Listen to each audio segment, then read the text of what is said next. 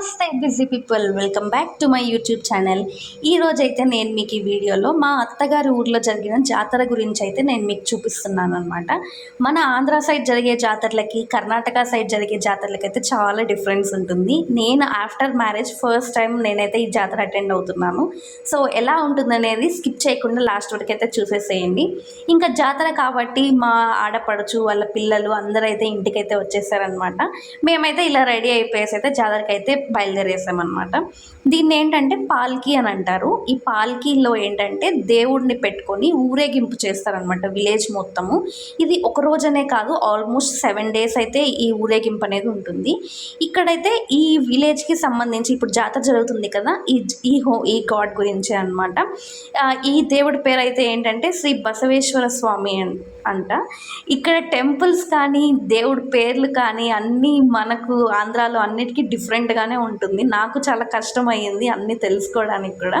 ఇంకా temple surroundings అంతా అయితే ఇలా ఉందన్నమాట. నేనైతే ఫస్ట్ అయితే దేవుడిని అయితే దర్శనం చేసేసుకొని ఇంకా నెక్స్ట్ అక్కడ తేరు అయితే ఉంటుంది, అక్కడికైతే వెళ్ళిపోయామన్నమాట. సో మా రిలేటివ్స్ అందరం కూడా ఇక్కడ ఒక చిన్న సెల్ఫీ వీడియో లాగా తీసేసుకున్నాం. చూసారు కదా, అక్కడ మా అత్తగారు, మా ఆడపడుచు, వాళ్ళ పిల్లలు అందరైతే ఉన్నారనమాట. చాలా బాగుంటుంది అందరం కలిసి ఇలా టైం స్పెండ్ చేస్తే. సో నెక్స్ట్ ఏంటంటే తేరు అనేది ఇలా ఉంటుంది. ఈ తేరు ఏంటంటే పైన టాప్ నాట్స్లో కలశం అనేది ప్లేస్ చేస్తారనమాట. ఇందాక పాల్కీలో చూసారు కదా, అక్కడ ఉండే కలశాన్ని ఇక్కడ తీసుకొచ్చి ప్లేస్ చేస్తారు.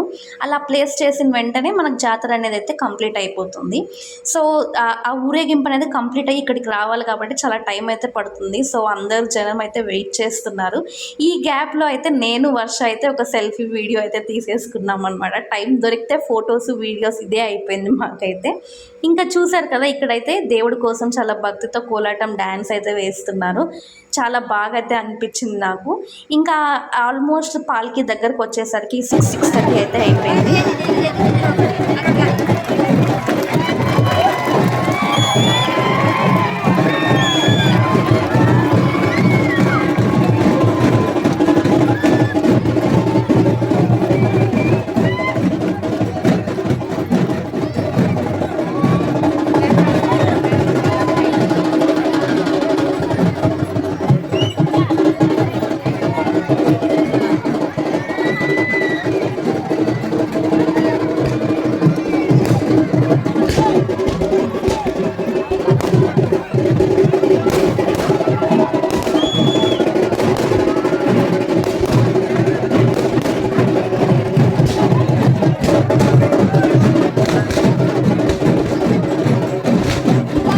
సో నెక్స్ట్ ఏంటంటే ఇది ఎండు ఖర్జూరం అనమాట.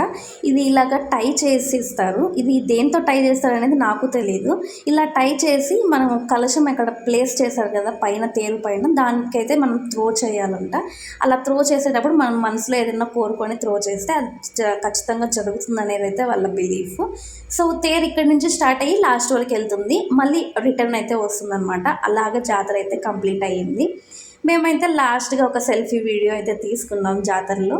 ఇంకా జాతర కంప్లీట్ అయినాక ఎలా ఉంటుందో తెలిసిందే కదా, మొత్తం డ్యాన్స్లు అన్నీ ఉన్నాయి. సో మా మామ అయితే ఇంకెళ్ళిపోదామని చెప్పి అయితే అన్నారు. సో మేమైతే ఇంటికైతే స్టార్ట్ అయిపోయాము. జాతర అంతా కంప్లీట్ అయ్యి మేము ఇంటికి బయలుదేరేసరికి ఆల్మోస్ట్ 9-9:30 అయితే అయిపోయింది. చాలా లేట్ అయిపోయింది. సో ఇంటికి వెళ్ళి డిన్నర్ చేసి అయితే అలా డేని అయితే ఏం చేసాము.